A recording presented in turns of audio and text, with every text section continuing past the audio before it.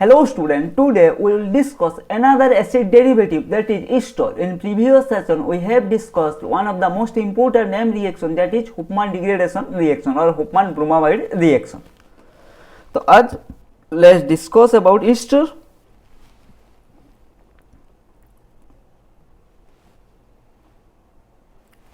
Preparation by action of acetyl chloride or acid chloride or acid anhydride on ethyl alcohol, ठीक है, by action of ethyl halide on silver acetate, esterification and by action of diazomethane on carboxylic acid, preparation of ester, ठीक है, और by action of diazomethane on carboxylic acid. Let's discuss one by one. By the action of acetyl chloride or acetic anhydride on ethyl alcohol, कैसे होगा sir, कैसे होगा? ये सब reaction हमने ऑलरेडी डिस्कशन कर दिया था, ठीक है. जब एसिड क्लोराइड रिएक्ट विथ हमारा अल्कोहल, क्या होगा? HCl रिमूव हो जाएगा, देखो HCl रिमूव हो जाएगा, बाकी जो है वो अटैच हो जाएगा इन प्रेजेंस ऑफ बेस, हमें मिल गया ईस्टर, ठीक है. Then by action of ethyl halides on silver acetate, silver acetate CH3COOH, इसको जब इथाइल हालाइड C2H5I रिफ्लक्स देगा, क्या होगा? CH3CO वो ये होगा CH2CH3, ठीक है, C2H5, कुछ नहीं हुआ, सिल्वर सॉल्ट ऑफ हमारा सिल्वर सॉल्ट ऑफ एसीटेट है, तो CH3CO वो वहां से ले लिया, यहाँ पर जो अल्काइल हालाइड था, जो इथाइल हालाइड था, वहां से C2H5 ले लिया, ठीक है. देन स्टोरिफिकेशन, इसके तो आप जानते होंगे स्टोरिफिकेशन क्या है. कार्बोक्सिलिक एसिड रिएक्ट विथ हमारा alcohol in presence of concentrated H2SO4 gives Easter, ठीक है. ये हमने ऑलरेडी डिस्कशन कर दिया था chemical property of carboxylic acid में. ये कॉन्सेंट्रेटेड H2SO4 यूज होता है, हमें क्या देता है? CH3COO CH2CH3, ठीक है. देन बाय एक्शन ऑफ, इसमें डिटेल्स में मैंने वहां पर डिस्कशन कर दिया था, ठीक है, इसीलिए सिर्फ ये रिमाइंड कर रहा हूं. By the action of diazomethane on carboxylic acid, जब कार्बोक्सिलिक एसिड के साथ डाइयाजोमीथेन दैट इज CH2NH2 रिएक्शन करेगा, हमें क्या देगा? यहाँ पर देखो ये RCOOH लिया गया, तो RCOOCH3, यहाँ पर CH3 लिया गया, तो आप लिख सकते हैं CH3COOCH3, ठीक है. देन केमिकल प्रॉपर्टी, एक होता है hydrolysis, reaction with ammonia, reaction with Grignard reagent, reaction with hydroxyl amine. सारे रिएक्शन को हमने कहीं ना कहीं तो पढ़ा होगा, ठीक है. Hydrogenation, Claisen condensation, transesterification, addition of hydrogen ester. तो पहले देखते हैं हाइड्रोलिसिस. मैंने बोला सारे कार्बोक्सिलिक एसिड डेरिवेटिव हमारा ऑन हाइड्रोलिसिस गिव्स एक ही प्रोडक्ट, वो है कार्बोक्सिलिक एसिड. तो ईस्टर ऑन हाइड्रोलिसिस, हाइड्रोलिसिस के लिए ऑब्वियसली वाटर ही यूज होगा, ठीक है. Ester on hydrolysis give carboxylic acid.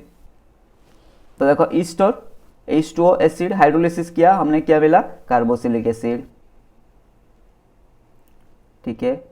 हाँ जी सर, मिल गया कार्बोक्सिलिक एसिड. हाँ जी सर, ये क्या होता है? Transesterification. Then ester gives amide, ester react with ammonia gives amide. ये ऑलरेडी हमने प्रिपरेशन ऑफ अमाइड में डिस्कशन कर दिया था, ठीक है. नहीं तो मुझसे सर क्या पढ़ा रहे हो, इतना जल्दी भगा रहे हो क्यों, ठीक है भाई, ये सब मैंने अच्छे से डिस्कशन किया है प्रीवियसली, ठीक है. तो इसीलिए यहाँ पर बस रिमाइंड कर रहा हूँ. अगर कोई मेरा प्रीवियस वाला वीडियो नहीं देखा है, आप कार्बोक्सिलिक एसिड का वीडियो देख सकते हो एस्टरिफिकेशन के लिए, ये वाला वीडियो, ये अमाइड का प्रिपरेशन में ये देख सकते हो, ठीक है. Then reaction with Grignard reagent, ester react with RMgX give tertiary alcohol, ठीक है. देखो ईस्टर ये है ग्रिग्नार्ड रिएजेंट. ग्रिग्नार्ड रिएजेंट क्या होता है? RMgX. अगर नहीं पता है RMgX, ठीक है, ये CH3MgI यहाँ पर लिया गया ग्रिग्नार्ड रिएजेंट, ठीक है. CH3MgI, CH3OH CO CH3 के साथ जब रिएक्शन करेगा, क्या था? CH3CO CH3, पहले कीटोन हुआ, देन फिर उसके साथ CH3CO कीटोन के साथ रिएक्शन करेगा तो क्या होगा? पहले कीटोन होगा, फिर कीटोन के साथ रिएक्शन करेगा तो क्या मिलेगा हमें? बताओ क्या मिलेगा? हमें मिलेगा नहीं, कीटोन के साथ जब रिएक्शन करता है, ये कीटोन के साथ जो ग्रिग्नार्ड रिएजेंट रिएक्शन करता है, ये है ग्रिग्नार्ड रिएजेंट. ये कीटोन के साथ जब ग्रिग्नार्ड रिएजेंट रिएक्शन करता है, ये हम 3 डिग्री अल्कोहल, टर्शियरी अल्कोहल देता है, ठीक है. Then reaction with hydroxyl amine, ester react with NH2OH gives hydroxamic acid. तो ये NH2 इसके साथ रिएक्शन करके क्या देगा, हाइड्रोक्सिम एसिड। ये होता है हमारा हाइड्रोक्सिम एसिड। क्या होगा देखो, CH3CO, ठीक है, इससे NaOH ले लेना, बाकी ये इतना रिमूव कर देना। देखो CH3CO ईस्टर से लेना, हमें और क्या चाहिए, NaOH। हाइड्रोक्सिल अमीन में NaOH होता है, हाँ जी सर बिल्कुल होता है, ठीक है। तो हमें क्या करना, जो हाइड्रोक्सिल अमीन का एक हाइड्रोजन को रिमूव कर देना, ठीक है, जो NH2 में है, ठीक है, यहाँ से नहीं। हमें एसिड के लिए चाहिए क्या, हाइड्रोक्सिम एसिड के लिए CH3CO हमने ले लिया ईस्टर से, ये आ गए ईस्टर। और ये पार्ट जो है NaOH, ये कहाँ से लाना, ये लाना है हमें हाइड्रोक्सिल अमीन से। समझ में आ गया, CH3CO पार्ट हमारा ईस्टर से आएगा और NaOH पार्ट हमारा हाइड्रोक्सिल अमीन से आएगा, ठीक है।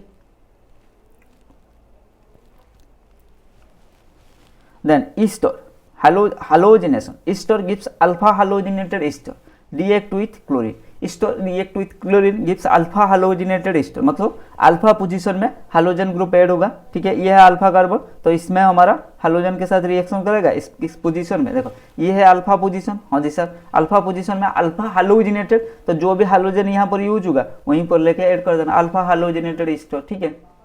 Easy peasy lemon squeeze. Then Claisen condensation, ester gives beta keto ester in presence of sodium ethoxide. देखो ethyl acetate 2 molecule undergo Claisen condensation in presence of sodium ethoxide involving alpha hydrogen atom.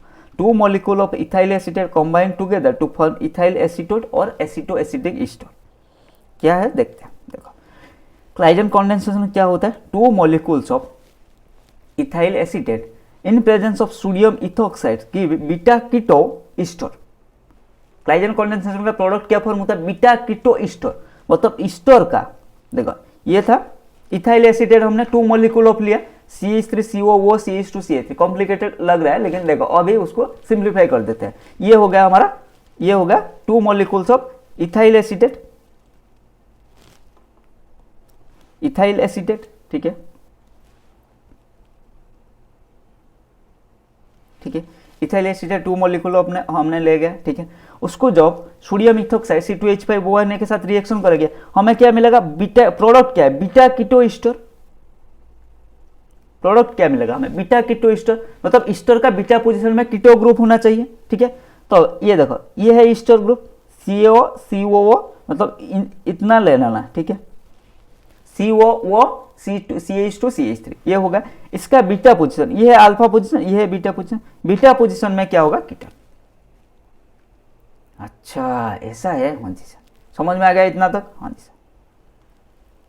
बाकी इसका mechanism, इसका details मैंने कहाँ पर discussion किया था, aldehyde ketone में ऑलरेडी डिस्कशन कर चुका, क्लाइजन कंडेंसेशन डिटेल्स में डिस्कशन कर दिया था, ठीक है।